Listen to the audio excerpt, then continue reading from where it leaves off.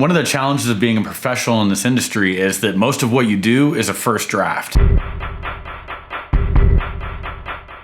It's rare that a client is going to give you a chance to rebuild and pay you for it. So when that opportunity comes up, you really got to give him what he asked for. Welcome back to Soundscape. I'm Dan. Back when I was at EAS, Eric brought in his Jaguar F-Type P450 for me to do an audio system in. Now it's convertible, so there's not really a lot of room in there. He's an old school car audio guy, so he really wanted a lot of bass and a lot of performance. But then he also needed to keep what little trunk space he had. For the bass, I built sealed fiberglass enclosures that fit right behind the seats. Even though I was able to make it so his seat could go all the way back, it meant that the sub enclosures were really small. Even though these Audison subs don't require a lot of space, it still needs something to do some work. To save some space in the trunk, I used the cubby that's underneath the top when it folds down. The amplifiers had to fit stacked in there in order to make it fit. As tight as it was, I was still able to fit the DSP and the sub amp in the same space. I built a pretty simple beauty panel to cover it up, in the thoughts that later on we might do something else. The front stage components were a 3-way set of Mille Legends. So ultimately he just wanted 3 things.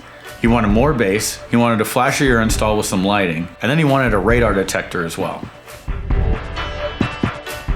So let's see what a second draft looks like.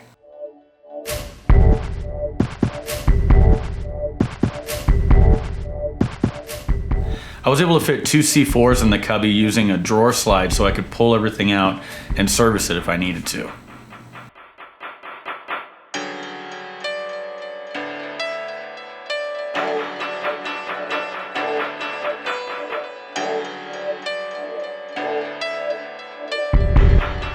So in the trunk, I didn't want to take up any more space than I had to. I kind of like the idea of having a slide because then I was able to get to the amplifiers on the installation process and to service it if I needed to. I haven't done a lot of motorization in my career, maybe 3 or 4 total. And I kept those simple for a reason. But Eric could give me the time to do it, so let's get engineering.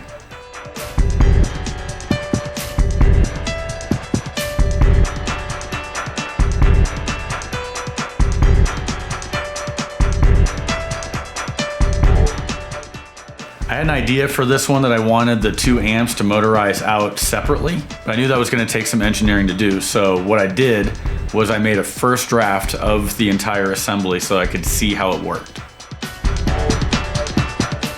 And because I wanted the amps to move in a smooth motion like this, I had to mount one of the motors on the slide that the other motor was moving. So once I saw that I approved the concept, then I took everything and made a more concise and efficient version.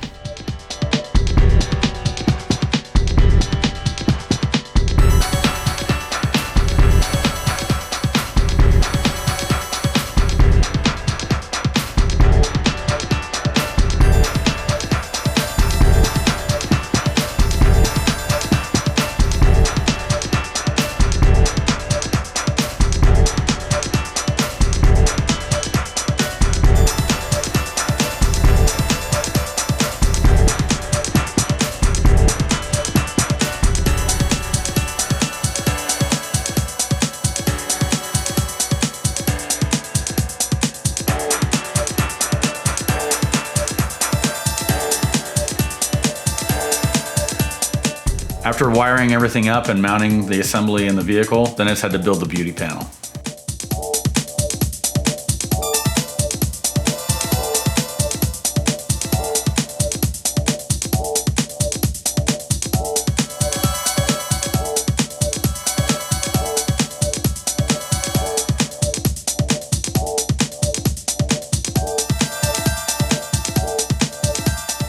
Getting the door to open and close without motorizing it was kind of a pain, and maybe in retrospect, in the third version, I would motorize it.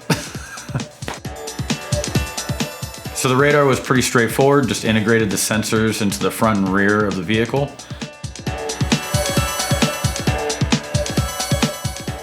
Just did a real simple mount for the controller on the side of the center console so that he could just mute it really quick.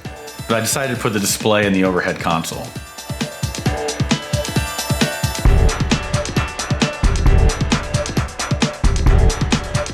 A little bit of body work and paint, it looks great.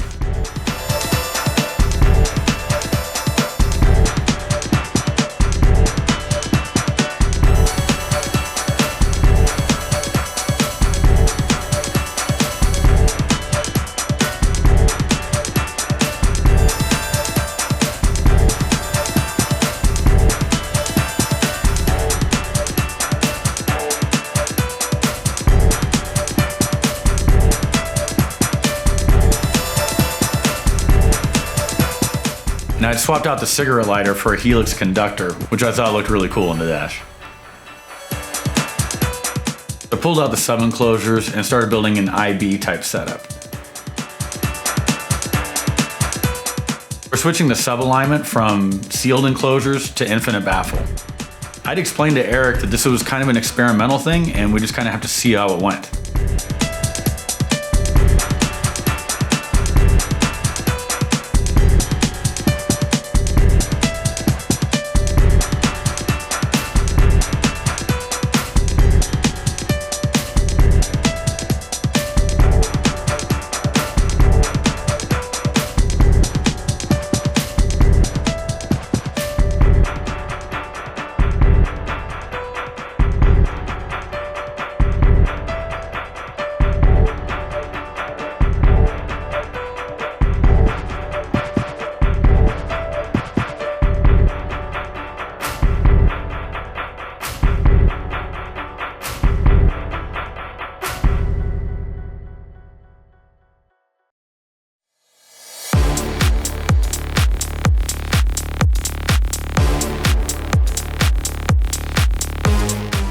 I need to seal off as much of that front panel and mount the subs solidly in there so that the front and back waves would be separate, and hopefully avoid rattles. Instead of building a panel that just went over the existing panel, I took a mold of the panel to replace it. That way I can cover it in vinyl, and then I can also build an insert that goes around the sub.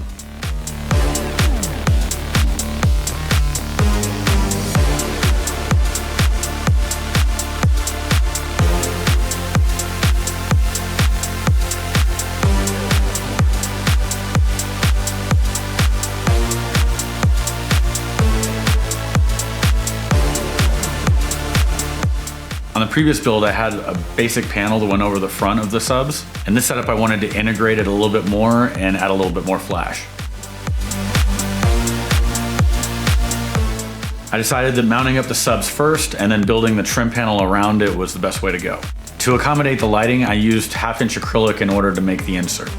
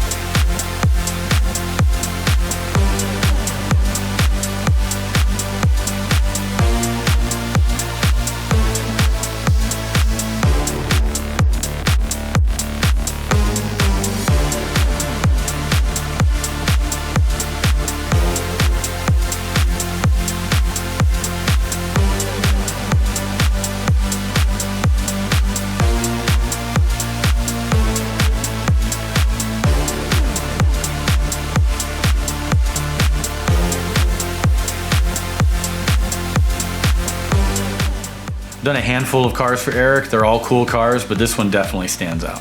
We got the base that we were looking for, and we got the kind of presentation we're looking for.